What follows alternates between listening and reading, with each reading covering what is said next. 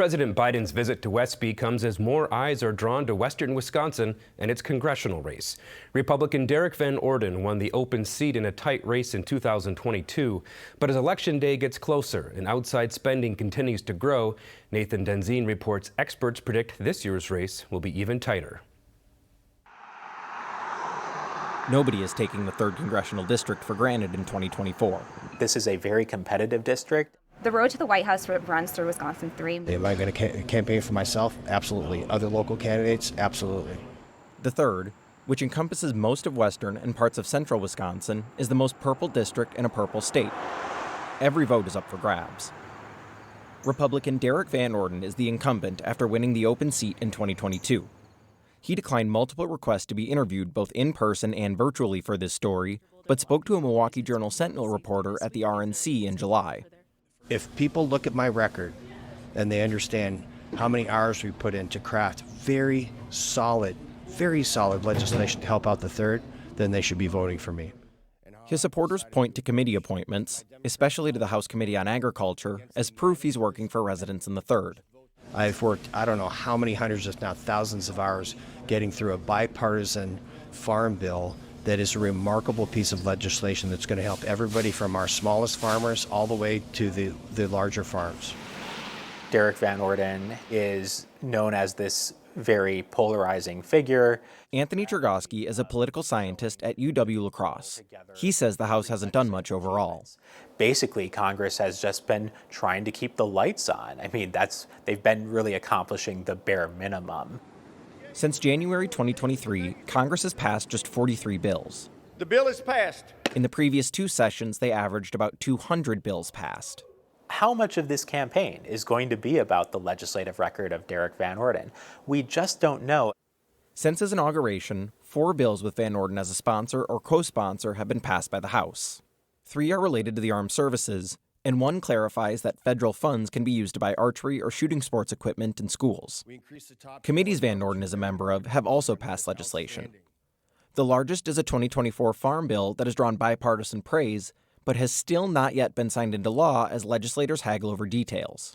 So when people say I'm not helping our smaller farmers or farmers at all, that's another lie. And I just don't appreciate it. But if you ask a Democrat, Van Orden is a fringe MAGA politician. Derek Van Orden is a lot of talk and no walk. He's continued to, I think, push radicalism, and his temperament. I think it's all about partisan game playing. Rebecca Cook is the Democratic nominee for the 3rd congressional seat. I think he's really proven time and time again by his outbursts. I mean, and it's a kind of like a laundry list at this point.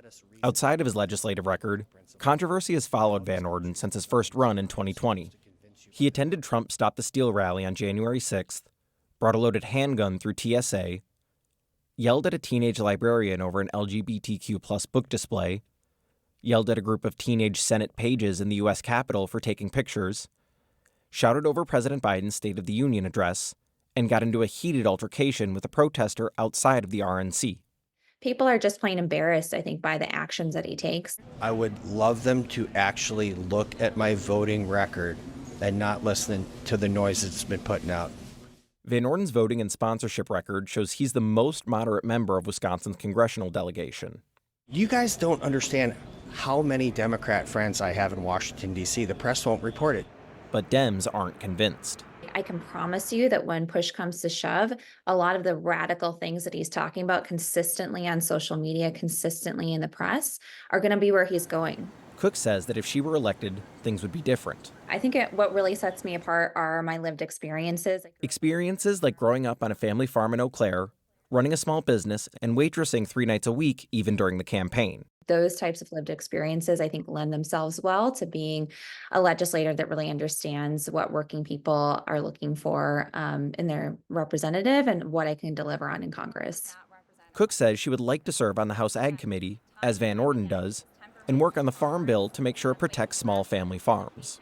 One of the things that I'm really interested in is right to repair. So the right to repair your own stuff. I'd love to see something like that be incorporated into the Farm Bill in the future.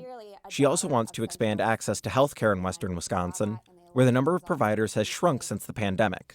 We've lost hospital systems. It's not even healthcare providers, but we've lost literal hospitals for people to go to. To do that, she says the federal government needs to look at tangible solutions.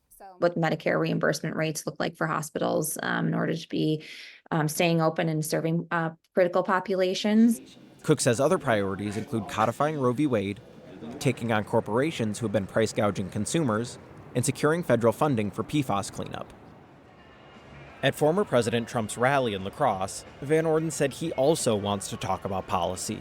Here in southwestern Wisconsin, honestly, we want to talk about policy. We want to talk about issues. We really don't want to talk about personality.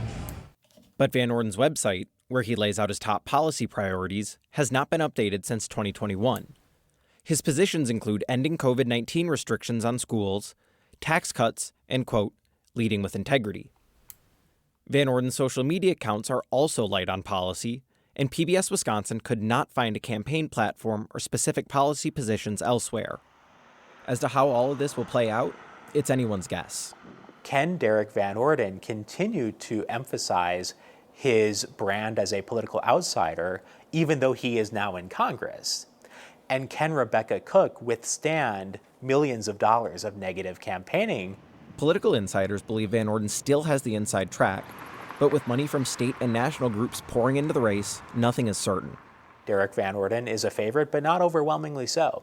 And a lot can happen between now and November to either solidify Van Orden's advantage or to undermine his advantage. For Here and Now, I'm Nathan Denzine in La Crosse.